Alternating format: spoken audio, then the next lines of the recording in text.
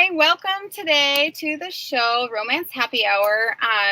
Today we did have originally Katie Ruggles and Heather Van Fleet and Annalisa Adams, but Katie and Heather could not make it. So luckily enough, Tara Vassar with Dylan, and she agreed to step in for our featured guest today. Right here. Yeah, that's her with Dylan. Yeah, double trouble over there. And let me just start off by welcoming you guys here.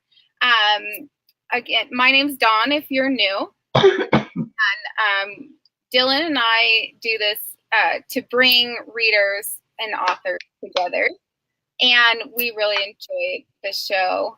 Right now, I am just working on getting some backlist self-published, and I'm waiting to hear from my editor for some books that I have out on submission. And for any coasties that are here, they are Coast Guard books. So I'm like really fingers crossed about those ones. Dylan, what are you working on? I am working on not being sick. Not working. Yeah. I'm in Vegas this week. I've been here with Tara since Monday. We're at a writing conference, and I don't know if anybody else has spent much time in a casino in Vegas, but it's hard to breathe. So I've got a cold, I got a sore throat, I'm miserable, I'm whiny, but I'm leaving tomorrow, so I'm hoping that I'll be back to 100%. We've been having. Oh, you mean what am I working on, like book-wise? Yeah. So I just had, where's my book? It's over there. I can't reach it. We're sitting on a bed. I had Cowboy Christmas Jubilee released last week, the second book in the Holiday Texas series. Oh, we have a helper. Thank you. Thank you, helper Ashley. This is the way to do it. We should only ever do these shows when we're sitting on a bed in Vegas with helpers. Yeah. Cowboy Christmas Jubilee released last week. And so I finished edits on the third book that'll come out next summer. And I turned in, right before I left for Vegas, I turned in to my editor the first book in my small town contemporary series that's going to come out after the first of the year. Yay! So I'm busy. So just a little side note, I lived in a town right outside of Vegas. Of course you did, because Dawn, you have been everywhere. Every time anybody comes on this show, you're like, I've lived there. Yes. Like the mountain cave in New Mexico. You've lived everywhere. Get around, girl. But I was little. So we moved from there when I was like in first grade. So I never went to the Vegas Strip or anything, but I hope I didn't. If I did, then my parents should be, Well, we're in the off. We're not on strip. The strip. I'm not sure how many offs. How far off? We're off. Yeah. 2-minute drive. That's funny. All right, so today on our show, we're welcoming Annalisa Adams. And Annalisa is my critique partner, and she is one of the amazing women that mentored me when I first started and kind of took me under her wing. And so I'm very excited to feature her here today. Annalisa, do you want to introduce yourself a little bit more and tell us what you're working on and what you're giving away? Sure. I have been working on a series. The book that I'll be reading from today is The Healing Touch. It's a paranormal series that has to do with not what's normally thought of as paranormal, and in being vampires and werewolves and that kind of thing. But it falls under the paranormal genre, and that is having to do with things like healing, empaths, spirits, seeing spirits, which to a lot of us are just everyday things, but it falls under what's called paranormal. So that's why it's in that category. I'm working on the second book in that series. Should have that out sometime next year. But I'm also editing another book that I have finished and almost ready for publishing, and that is The Silent Dreams. And that's also a paranormal, but it's not in the series. So I can really attest to the awesomeness of the book. Are you doing the healing touch today? Yes, I am. That is a good one. It's very good. So I'm very excited that that's the one that you're doing. Good. Thank you. All right. So go ahead. Sorry. Finish. Go ahead. No, was I missing something? So, what were you going to do for your giveaway? I will give away an autographed copy of The Healing Touch, and then some healing stones. And I could talk a little bit more about the healing stones later, maybe. Okay. If you'd like to know more. Yeah, definitely. All right, Tara, how about you? I'm a paranormal romance writer primarily. I write a little bit of contemporary, just kind of dipping my toes in the water, seeing how that goes. What I have been working on is mostly rewrites. So I'm rewriting the first book of my Bloodlust Chronicles series. It's taken me quite a long time. So that is a little bit of a work in progress that I am hoping to have done by the end of this year, so I can republish that as a new edition, and hopefully it will fit a little bit better with the rest of the series. And today I will be giving away an ebook copy of my complete trilogy of Red, so vampires, werewolves, wolf shifters. It'll be fun. Yay! That does sound like fun. And did you say your giveaway? Yes, just did. I just did. Sorry. What are you drinking tonight, Dawn? Yeah, you know what? It's port wine, all right? So my husband gets the port wine because it's 20% alcohol. So he doesn't buy wine based on like connoisseur taste, like the notes in it and all that. He's like, what's the alcohol content? So that's what he brought me, because I sent him out for the booze.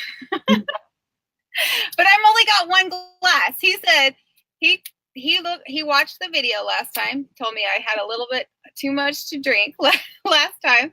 So he put me on a 1 glass regimen today. You have to behave because you're running the show. I do. And that's why that's another reason too. I'm like, I can't click the wrong button, or who knows what will happen. But yeah, so for those of you who are just watching or checking in here, don't forget to go to the post on our Facebook page and comment once you have followed the post, the links there. And we'll also post. Dylan, you have your phone? What? Can I task you with, or Tara, can I get you to drop your social media links in the comments or something? Sure. She's my phone right here. I'm typing as we're talking, so I'll put her in. And comment on the giveaway post when you follow people, so we can add you in to enter to win for our winner. So now we're going to go back to Annalise, and she's going to read an excerpt from her book, Healing Touch. Annalise? Okay, this story is about a young empathic woman's struggle to discover her true self by uncovering the truth behind the long-time nightmares and a physical condition she's had, but she never imagined they were connected together. Nicholas, our hero, has invited Susanna to move into the little house out back of the main house where he lives and operates his veterinary office. Having had a few heated exchanges before, this scene shows the start of their rocky romance.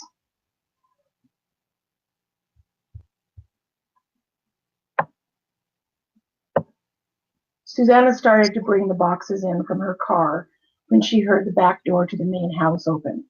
She stood up from her bent position to see Nicholas come toward her. Brushing the moisture beads from her forehead, she smiled, delighted as he came closer.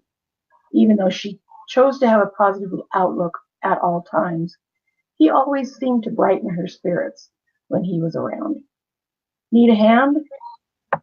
He smiled. His sparkling blue eyes lit up his whole face, multiplying the positive energy she always felt surrounding him. That would be wonderful.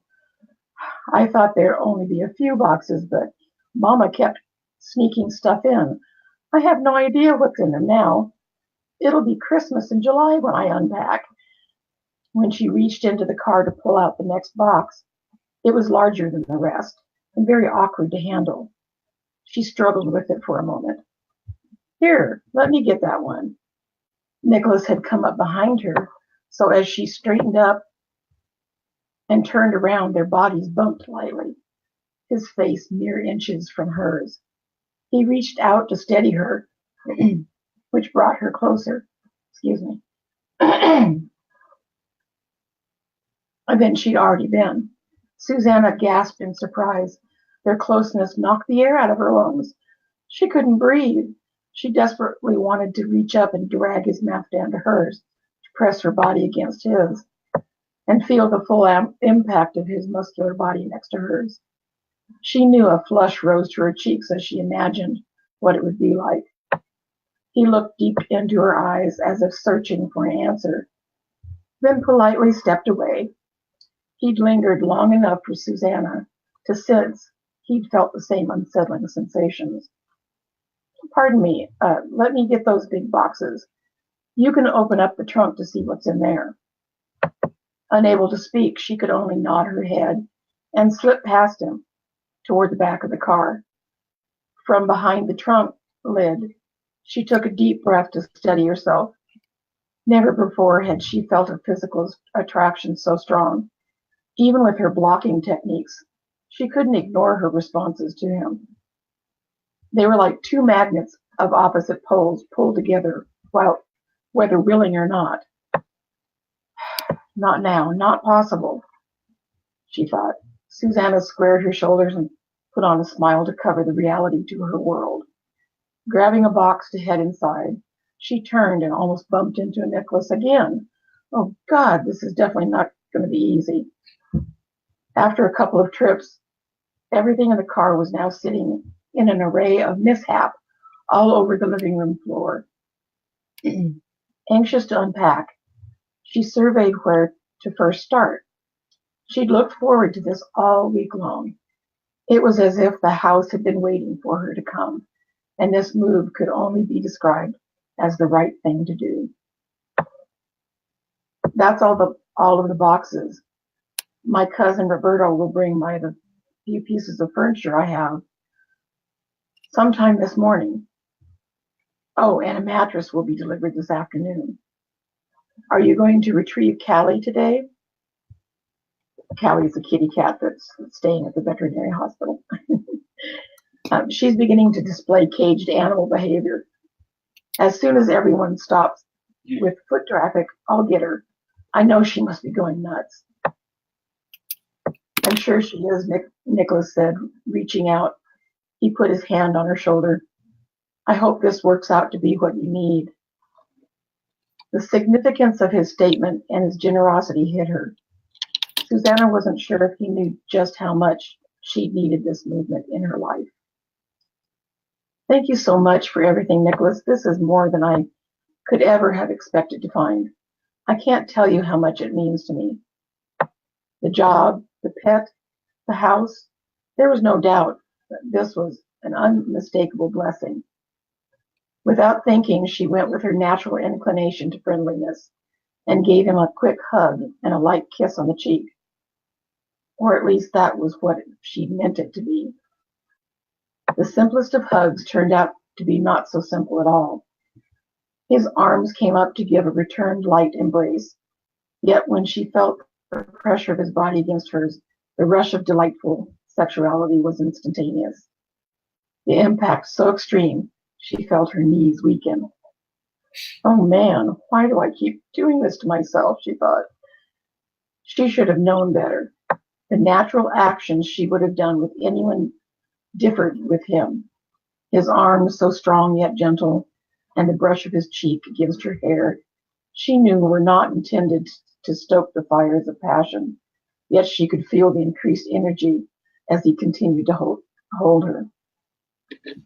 And then he softly pressed his lips against her forehead in a way that made her heart flutter with a profuse, undeniable response. God, I wish I could show you what you do to me. She needed to sever the connection or give in to the urgency of her own feelings. Thinking him unaware of what she felt, she gave a quick squeeze and stepped away. Nicholas's expression confused her. His lips were grim, but his eyes smiled, which made them sparkle with laughter. How does he know what I'm thinking? The intense flush traveled from her sensitized breasts to her cheeks with light speed as she brushed past him in her effort to get as far away as possible. In the kitchen, she opened the refrigerator and pulled out a couple of bottles of iced tea she'd tucked away earlier. Turned out to be hot today. Would you like some iced tea? Sorry, I don't have any ice yet. I think they're cold enough. She spoke faster than she needed to in an unsuccessful attempt to dismiss the awkwardness of the situation. When she turned around, she found him leaning against the kitchen doorway. He blocked any type of quick escape, but she couldn't tell if it was intentional or not. The blue t-shirt he wore showed his tan, sculpted arms and the firm outlines of an equally muscled chest. Luscious hair, dampened by the heat, curled haphazardly around his face. The smile he now wore showed his comfortable, easy style. His head was tilted to the side as if he'd watched her reach into the refrigerator, appreciating the view from behind. This brought more heat to her already flushed face. Susanna handed him the bottle and watched as he drank a healthy portion of its contents.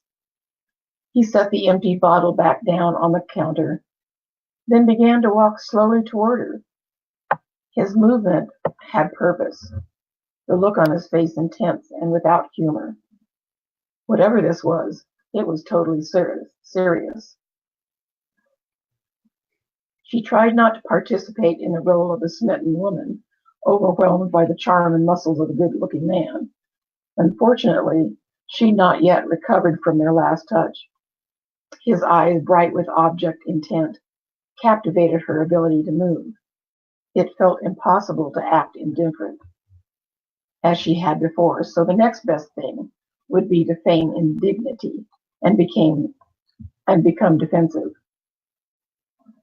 You're in my way. Let me through. Is that what you really want? Not knowing what she'd do if he touched her again, she put her hands on her hips and tried to pull in as much power as she could muster. I told you before, I'm not interested. Her voice broke as she started to panic, not in fear, but in total wanton submission to the man who came toward her. I hoped you might reconsider. You can't tell me you aren't interested. I find it curious every time I get close to you.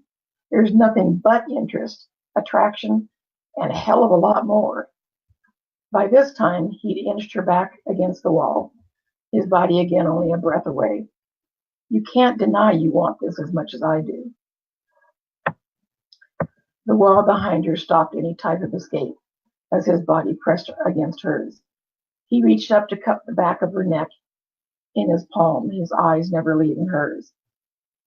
Slowly, he pulled her mouth to his. There was no fighting it anymore. She gave in without pretense. Her continued resistance was futile. She could do nothing but respond and closed her eyes to drink fully of the feeling he aroused. In a fervent battle of urgent need, they began to explore the passions their locked lips ignited. He tasted his sweet tea and heat, his essence enticing her to search for more. She nipped at his lower lip, then came back to the lips that enthralled her. The contrast between salty and sweet pleased her immensely.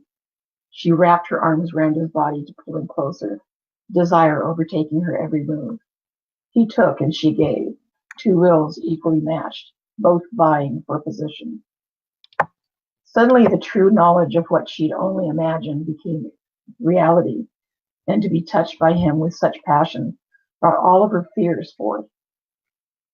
The sound that came from her throat now was not of passion but dismay, a whimper in the face of her own internal conflict. Unable to speak, she quickly dropped her arms and stiffened, attempting to ward off any further physical connection with him. She hoped he'd get the message. Nicholas pulled away, his eyes a dark steely gray. He reached up to wipe away the tear she'd tried to hold back as it slid down her cheek. Hey, I'm sorry. I shouldn't have rushed you. You're killing me here. I've never made a woman cry with a kiss. Shaking her head in fierce denial, she pushed past him to find some space. What had happened was more than she'd ever imagined could be possible. His arduous attention sparked an equally fervent passion inside of her. She felt as if she were about to combust. Every atom in her being raced around in a feverish rush, as if her body had taken over all sensible thought and now controlled her actions. Desperate to give in to her pure sexuality, he forced her to see within herself. She placed her hands on either side of the windowsill and stared out into the gardens, forcing her body to surrender back to reasonable functionality. The fear of reality was much stronger than her need for him. The pain of seeing him look at her in disgust when he found out what was wrong with her would devastate her. She couldn't face again another failed attempt at trying to be normal. Not with him. Are you all right? It was impossible to lie to him right now. Neither could she tell him the reason she'd pulled away. At some point she may have to. For right now, all she could do was plead with his sense of right and wrong. She forced up her wall of defense, the perpetuated strong front in the face of total internal disaster, and turned to face him. To her surprise, her body shook, her fortitude not yet strengthened.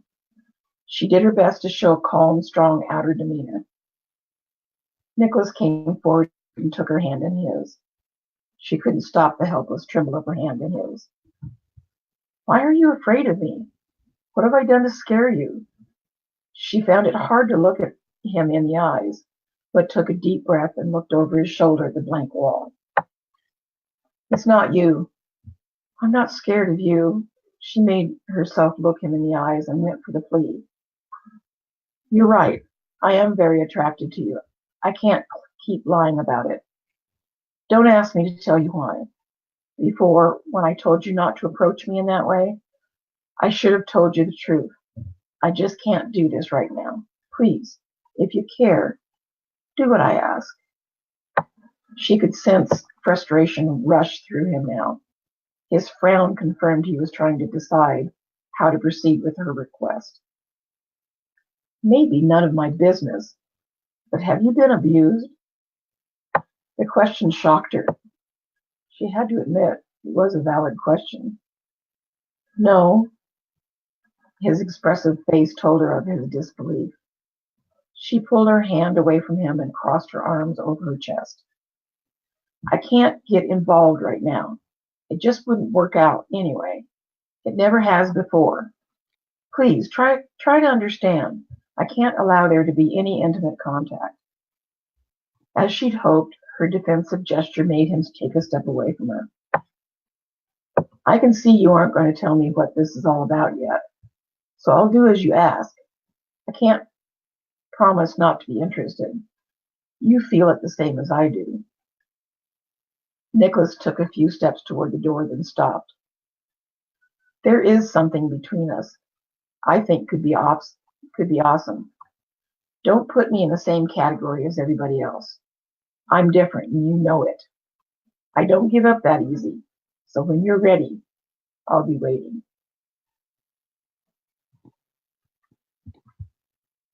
That's you. That sounds so good. I love that book so much. It was one of the first manuscripts that I read for Annalisa. It's a good one. So just so you know, she's giving it away today for a giveaway. So don't forget to go on to the post. It's on the page, and like her social media for a chance to win it. Do you readers have any questions for Annalisa? And do you want to tell us about the healing stones? Oh, yes. So everything, as you know, everything is made up of energy, and energy reacts with each other in different ways. Stones, as well as living beings, are made up of energy. And it's been found that certain stones have certain qualities that affect the human condition or the human body. And so there are certain stones for certain things. And some of the ones that I tend to wear hematite, which is a stone that wards against negativity. It helps to dispel anything that's coming your way. So it's something that I need a lot in my work because there's a lot of stress there. But the healing stones, there's things like sodalite, amethyst. Oh Lord, I can't think of any other ones. Is like the Himalayan salt stones part of that? Himalayan salt stone is one, yes. I worked at a spa and they used Himalayan salt stones. They really, really to like draw out toxins and stuff. I have a book that's this thick of all the stones. Yeah. Of all the stones and what they do. And there's some really amazing things that happen. And it's proven, it's not just, and there's this particular book I have describes specifically how it scientifically does what it does and how it affects both physical, emotional, and spiritual sides of the human spirit. I'm curious now. Well, you should be. I actually have some blogs on my website that go into some of the stones, and I'll be continuing to put those out, and it'll talk about different ones I'm interested in. I'm also going to, just a little quick thing, I'll also be, at the beginning of the year, I'm going to be putting a page on my website that is going to be called Goddess Stones, and it features some local art, a local artist that creates some awesome custom jewelry, one of a kind. It'll have a picture of the jewelry, and if you want it, you better get it because if it goes, it goes, and you won't be able to find another one. Yeah, that sounds awesome. And just so you know, she lives in Washington State. Sorry, I'm not giving away I won't give away exactly where you live, but Oh, yeah. so there's a lot of amazing artists over there in Washington. There are. Yep. So let's get to Tara here. Tara? Question. Oh, okay. Linda wants to know, what does the amethyst represent? The amethyst, let's see. Now you're going to test me here. The amethyst actually helps to enhance some of the other stones that you have, but it is a very strong healing stone in and of itself. It also helps to open up your intuitions and your connectedness to the universe. There's a lot more that goes into that, but that's kind of in a short version of what it does. I will put a little description of each stone that I send along with the book. so they'll know Awesome. what it's for. And Linda, I don't know if you caught, if I answered that before you posted that, but she lives in Washington State. And you've been doing book signings around there lately, haven't you? I have, yes. And do you have I did one. I'm sorry. Do you have any events coming up? None right now. The one that I was going to do in the middle of November canceled on. I had to cancel that one. But I've got some more coming up at the beginning of the year. I'm kind of waiting for my new book to go out, so I've got something new to bring to the table. So do you have on your website, do you post your event dates and everything on there? I do. Okay. I've got an event page. I've got a sales for the books, so you can purchase through my website.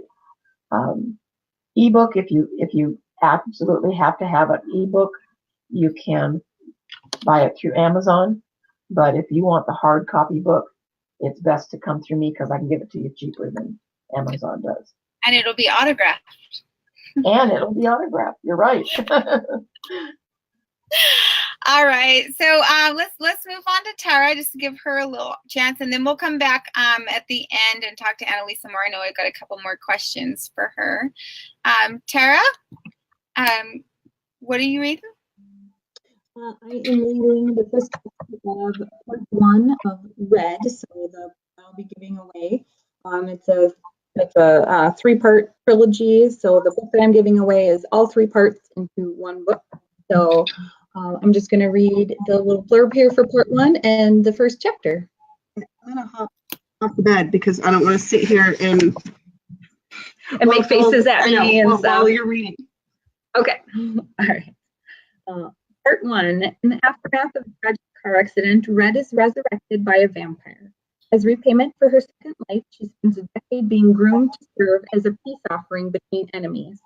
Upon arrival at the estate of her betrothed, Red soon realizes the cruelty of her husband-to-be and the sterility of his manse are more than she can bear. Seeking refuge, she flees to the woods where nothing is as it seems. There, she is drawn to a dangerous figure shrouded in secrecy. It is within the trees where Red will discover who is predator and who is prey. That should be helpful if I went the right way. Okay. Chapter 1. The snap of a twig in the stillness of the night halted Red in her tracks. With a slow turn on her heel, she surveyed the darkness behind her, both listening and watching for the culprit. A rodent of some kind darted across the path, and Red observed its escape with sharp focus. Wind whipped through the trees in intermittent gusts, creaking the branches as they swayed. The creaking was all at once comforting and eerie in the otherwise quiet of the woods. Taking in deep breaths, Red continued her leisurely stroll between the oaks, careful to avoid disturbing the flora and fauna of her temporary refuge. The animals that were awake at this time of night scurried into hiding places, having an innate ability to sense the danger surrounding her kind. Humans had once been able to rely on this instinct as well, but she supposed it had dulled with evolution and the use of technology. In these woods, it didn't matter. There were no humans here. There was no one here. This was exactly the reason Red glided gracefully through the oaks like a wraith in the night, to be alone. The sprawling estate she was confined to during most hours of the night and day had amenities aplenty, but room to breathe wasn't one of them. Glancing up to the sky, she allowed her thoughts to quiet for a moment as she took in the sight of wispy clouds racing across the outline of the near full moon. Dulled silver light filtered through the canopy of the trees, creating dappled patterns on the ground, much like Red imagined the sun would do during the day. A melancholy sigh escaped her lips unbidden. She hadn't seen the sun on the leaves in 10 years, and she never would again if she wanted to avoid turning to a pile of ash. The moon's illumination winked out once more as a thick cloud obscured it from Red's view, her attention waning just like the light. Dropping her gaze from the sky, she focused once more on the trees and underbrush surrounding her. A surprised gasp escaped and she stumbled back a step when her attention was drawn to a man in front of her instead of the tree, as she'd expected. A large gust of wind barreled through the oaks, ruffling the man's hair and wafting his scent to her.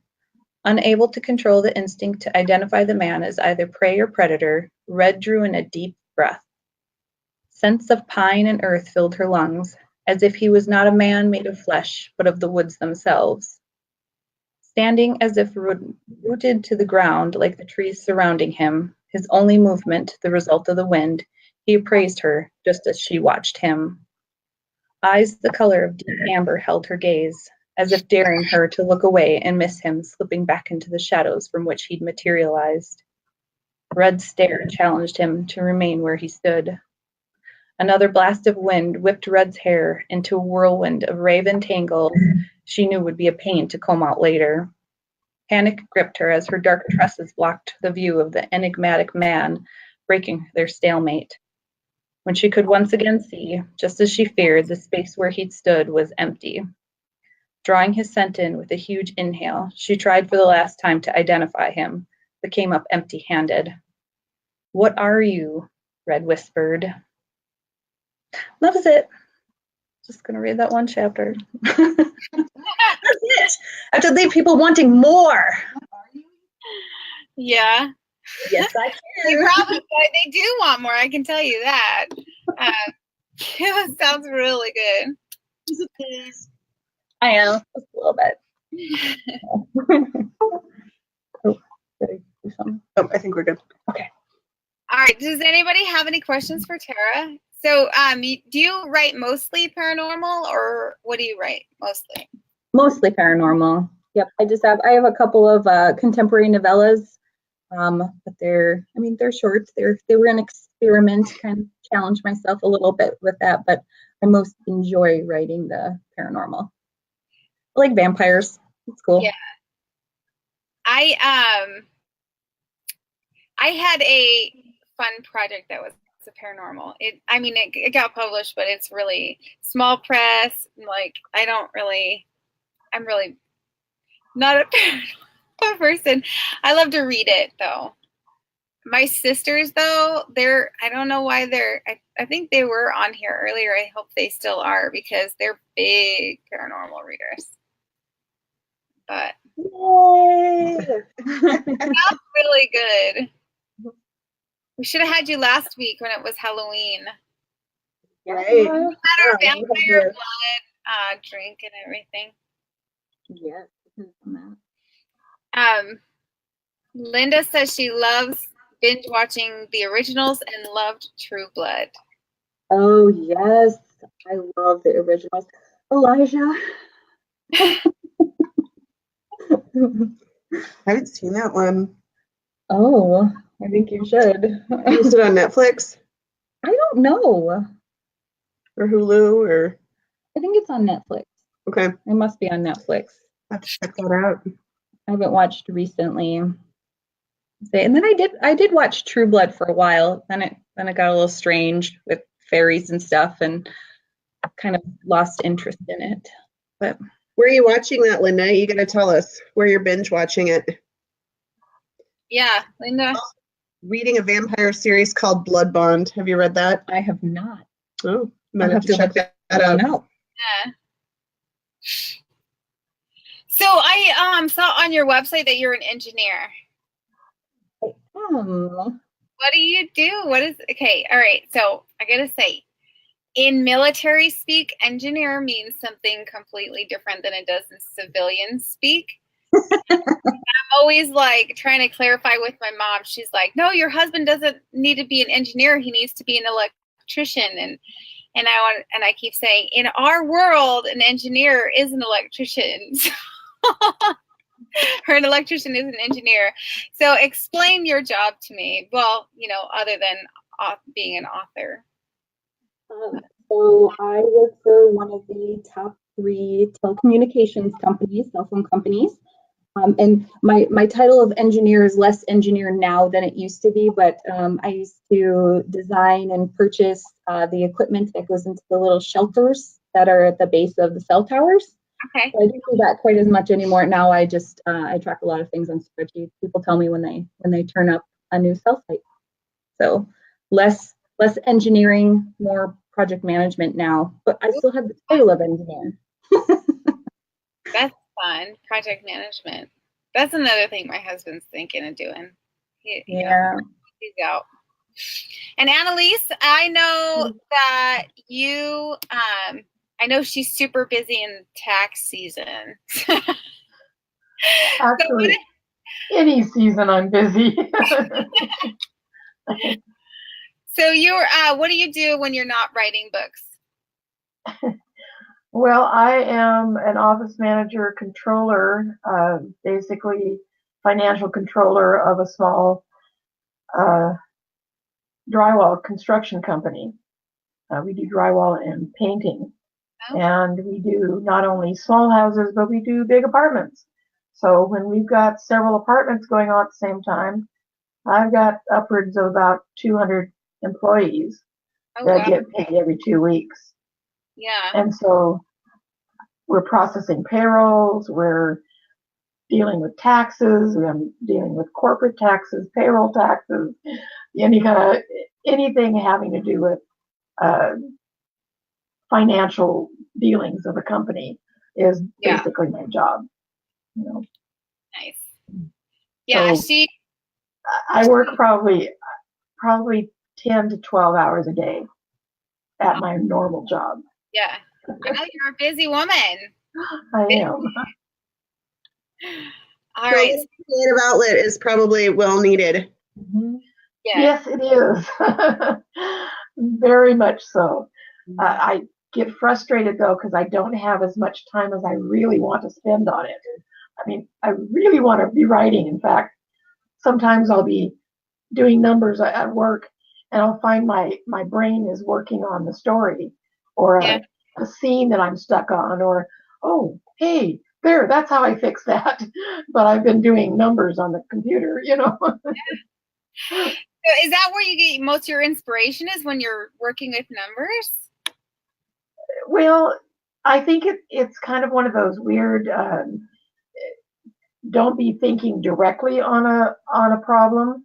Yeah. You just let your mind fix it for you. Yeah. So numbers to me are kind of mindless. I just do them because I have to. And they come very easily to me. So as you're entering in or doing calculations or whatever, my mind doesn't necessarily have to concentrate on them. So I don't know that it's the inspiration. I think it's just, and I don't know the term, the psychological term for it, but it's just taking your mind away from the direct problem and letting it work on it by itself. Yeah. I also find answers come to me about my writing when I'm driving. Yeah. I'm driving to work, or I have about almost an hour to drive. Mine's and when a lot of times. Yeah. Mine's when I'm either in the shower or trying to sleep. Yeah. But sometimes if my mind's like going a million miles an hour, I'll okay, I need to plot something. And then I'll start plotting something so that I can get my mind centered and to go to sleep. That way it's not like a million miles an hour everywhere else. Linda did have a question. She wants to know how everybody juggles their time writing with full-time jobs. Annalise, you want to go first? Well, it's like I said, it's very frustrating and very difficult. Mostly I spend my weekends doing as much as I possibly can with, all the marketing part of writing, to get my book out in front of people, or books out in front of people. And then I try to specifically say, okay, one day I'm going to spend editing this one, half the day editing, and then the other half writing on the new one. So it's very difficult for me. I don't know. Yeah. Tara, what about you? So I spend most of my reading time is after my little guys go to bed. So from between 8 o'clock at night and 10:30 is when I do most of my writing. So I kind of block that time off for 5-6 nights out of the week and have my date night on Saturday. So that's when I get most of my writing time done. That's crazy. Do you find that you're focused at 8 o'clock at night? Like really? A lot less lately, but for the most part, I've had a lot of time, throughout the day to just kind of think about like what I'm working on next. I'm like a ridiculous plotter, so I know where I'm at. I know where my story's going. So I just pretty much have to. It is ridiculous. Okay, ridiculous. I'm just getting home at 8 o'clock. Yeah. By 8 o'clock, I'm in bed, and I call it me time. Or wait, no, I tell my kids and my husband, I says, I'm in my head, and that means I've got my earphones on and I'm watching TV. And I don't like to watch like deep stuff. I like brainless TV because that's how I shut my brain off. And so, well, I also like crime shows. Those are kind of deep, not brainless. But I love some crime shows. I'm re-binge watching Burn Notice right now. I like that one. I want to be a spy. In another life, I'm going to be a spy. That's I think you make a very good spy, Dawn. No, I wouldn't. I'm sorry. Love you, Dawn. You do not fly under the radar very well. No, I don't. I would definitely get killed on my first day in right out of spy school. But I can dream. I can be spies for Halloween. Maybe I'll write a spy book, but I don't think it would be very good because I'm not very good at being stealthy. Practice. Yeah. What about you, Dylan? What about me? How do you juggle your time with your job? So I don't know if you guys have heard of these. They're really cool, these necklaces called the Giving Key. But I have a part-time job, and my boss gave us all these necklaces last year, and you're supposed to pick a word that you want to work on over the year, and my word was balance. So, we have a half-naked woman running through our room right now. And so my word was balance, and we're coming up now on the end of the year, and my husband is asking me, how's your balance going? And it's not going so well because I tend to like to work on the things that I like to do and procrastinate the things that aren't so fun. And since I work from home almost all the time, it makes it hard. Yeah. But yeah, I mean, I think there's certain things that you have to do, and I'm very deadline oriented. And while I don't track my life in spreadsheets, I feel like you got to have like your top priorities for the day. And if I'm drafting and I have a deadline, then one of those top priorities is getting words on the page or getting edits done. And that might just mean that my kids get to eat chicken nuggets for dinner that night, which they never complain about. So yeah, I think I'm still trying to find the balance. But those are really cool keys. And actually the whole reason I bring that up, it was this company was started by a singer whose name I can't remember off the top of my head. But she started making them, and she now employs people from the streets that are looking for a kind of a way to get back on track. And so the company itself employs people that are kind of down on their luck, and it gives them a job, and it gives them a place to live, and it gives them a boost back up. So it's a really cool company, and they're really cool necklaces. Yeah. And everyone should find balance. Oh, and then you're supposed to give your necklace to someone else. Like once you've kind of, reached that goal. I think I'm going to probably have balance forever though. So I should probably get one like overcome my introvertedness, and then I could pass that one on rather quickly. Yeah, so, let me ask the viewers and the readers here. Do you think that Dylan is an introvert? Because honestly, like I feel like she's my way to be an extrovert. Like I follow her around. And I've been following her around all week. Oh, she's See? You're not an introvert.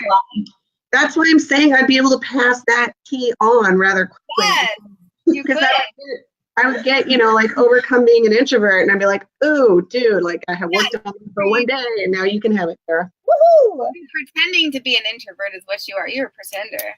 Introvert. Pretender. Well, I mean, I am a professional liar. Aren't we professional liars? Isn't that what we do? We make shit up for a living. That's true. So. Yeah, we let's see. Oh, so I worked at a spa a couple months ago, and one of their philosophies was make it till you break it, right? Yeah. So that's what I do. Great people at a spa, Dawn. Fake it till you break. Fake it till you make it. Fake it. Okay, that's better. That's better. Fake it till you break it. Yeah, let's not do that. Yeah. See, even That's Linda says funny. you're an extrovert, but she's just maybe you're shy. I'm shy. Ellen is amazing. Like she Stop. brought me out of my shell. No, really though. No, really. Like a naked hermit crab. Yep, I pulled you right out of your shell. Have you ever seen a naked hermit crab, by the way? We had hermit crabs one time when my kids were a little younger, and we had one that came out of its shell and died. And I'm sorry, if you have never seen a naked hermit crab, there's some things in life that are better left unseen. Not attractive. Yeah. Yeah, now I'm going to have to go Google that. No, don't. Don't. I have to, though. Tara's going to start writing hermit crab sisters, I think, in her next life. Oh yeah, along with the goldfish. We were talking about some mashup genres. Mhm. Yeah. But we had a book signing today, and I had a man that obviously accidentally went down the wrong aisle because this is all multi-genre. I think he was looking for urban fantasy, and he ended up in the romance section. And so he did pick up my cowboy book and asked me if there were any, like what kind of genre it was and stuff. And so, yeah, he was trying to convince me to turn my cowboys into zombies, and he thought that it would be a lot more attractive. I gotta say, I feel like men either write, they either write or read zombies or like military suspense. Like I feel like there's no in the middle unless you're Nicholas Sparks. Like seriously, everybody that I know, they're like, I'm all guys. I'm writing a zombie book. Like What are the guys you're writing? There's a lot of military, sci-fi, fantasy, urban fantasy, horror. Yeah, zombies. I don't think I'd write very good horror. My people in horror, they'd have to fall in love before they killed each other.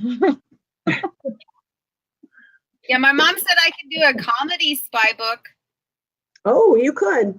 Hey, do by the way, Dad, where are those pictures of Dawn? And wasn't she supposed to bring us pictures of you from last time I was. in your pilgrim dress or something? Well, it's like it's a mashup of all of my, let me see if I can get it on there.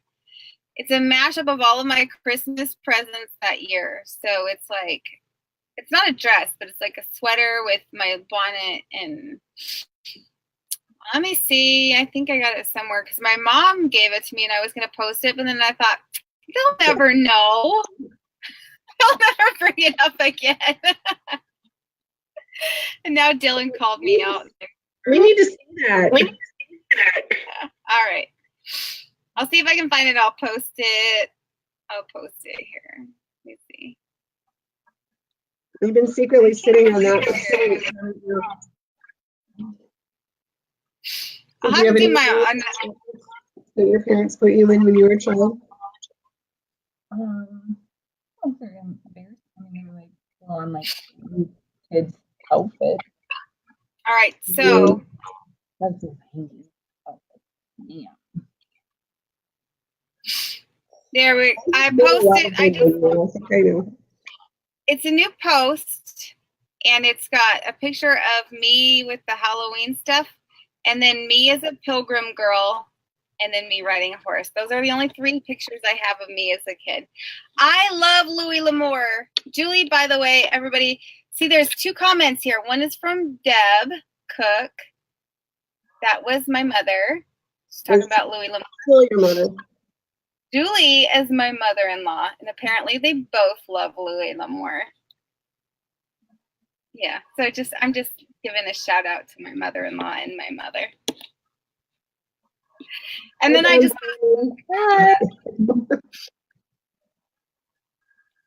and my husband just Where's the picture? She just said. I posted it on the page because it wouldn't let me. But you can post it right here, can't you? It wouldn't let me post a picture in the comments. Oh no, you can post it on the show. I think you can just post it. Oh, but well, I have it on my phone, not on my.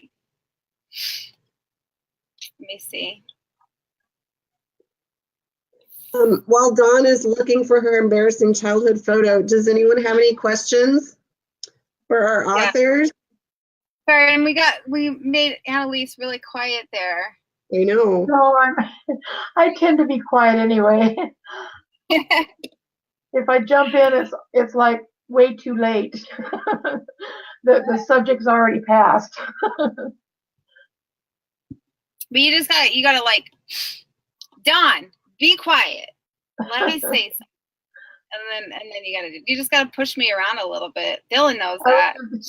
I was going to say something earlier about your conversation about the introvert versus extrovert.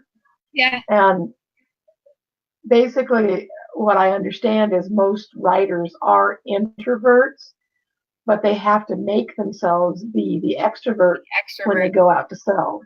Yeah. No. For sure. So I'm still working on that part of it. So, to confess, I get massive anxiety for about a couple hours leading up to every show, which is why I drink wine, and which is why Dylan loves. But you know what? Dylan drinks wine too. Don't let her fool you. She's drinking wine. What? I am drinking my tiny little bathroom cup full of ice and ginger ale and what did we say it was? Moscow Mule flavored vodka, which is really good. Yeah. Because I couldn't fit all the stuff to make our butterscotch teeny in my suitcase. Yeah. Yeah, we went to a conference a while ago with Dylan, and she was like, "What are you bringing?" "I'm bringing the wine." And she figured out how to get the wine in her suitcase and checked onto the plane. And I was like, "Let's do this." And so every night she brought the wine. She brought the wine. She was amazing. And I brought t-shirts. Like a giant Lush. I'm not. Wear yourself some hematite. It will soak up all that anxiety. There you go, John. You won't feel it. I'm writing that down. Hematite. Mm-hmm. All right. So, does anybody have any last questions here?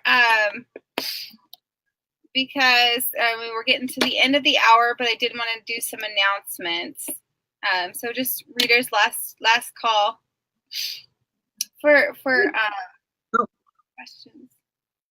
Dylan, what are you looking at? I don't want to keep interrupting you. Oh, go ahead. I'm a chatty. Okay. I was going to ask if either one of our guest authors tonight have a favorite book that they've been reading recently or anything that they'd like to recommend. Yes. Me first? Sure. Even though I write a lot of paranormal, I read a lot of contemporary. So I just finished Megan March's new series. Her, I think it's the Sin trilogy. I can't remember what like the whole overarching thing is called. I just finished those. I had to wait and read them all at the same time when they came out so I could binge read them because I was not going to handle like a month in between very well. So I saved them all up and read them all at the same time. If you like the stories about pirates and that kind of thing, Marty Melville has a really good series called the Deja Vu Chronicles.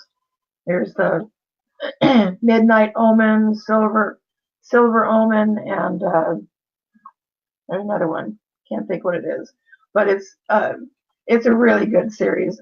I know her personally, but people talk about it all the time. Awesome. Thank you so much. All right. So Dylan and I were wanting to do something special for the holidays. We're not going to be having any featured authors next time on Thanksgiving because it's Thanksgiving. But we are going to pop in and say hi for a few minutes, just randomly throughout the day. So keep your eye out for our just the post of the broadcast, because we are going to be giving a surprise giveaway that day. Just a little video with me and Dylan with a surprise giveaway.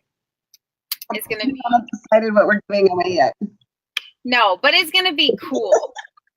It's going to be way cool. Yep. Speaking of cool, I'm sorry, I got to interrupt here. So we're driving in Texas, and we're in a car. This truck comes on our butt, and he's like being one of those jerks, right? And so he whips around us. My husband rolls down the window and says, "I got a dually too. You're not cool." And the guy responds with, "I never said I was cool." So anyways, that's a big joke in our house, like every time. Because I'm sure he felt like an idiot for responding with, "I never said I was cool." So anyway, sorry. I digress. Every time I hear that, I think, I never said I was cool. Anyway. All right, so we're going to be giving away something really cool on Thanksgiving. Way cool. Even if it's way cool. Even if it's a book, it's going to be way cool. And then in December 13th, we're going to be having authors Christina Hovland and Carrie Lindell. They're going to be our guests that day. And then we are going to start something even more cool after that. We wanted to do a 12 days of Christmas giveaway. So, and because again, on the I believe it's the 27th, December 27th. December. Mm-hmm. Second, we're not going to be doing our post the end of December.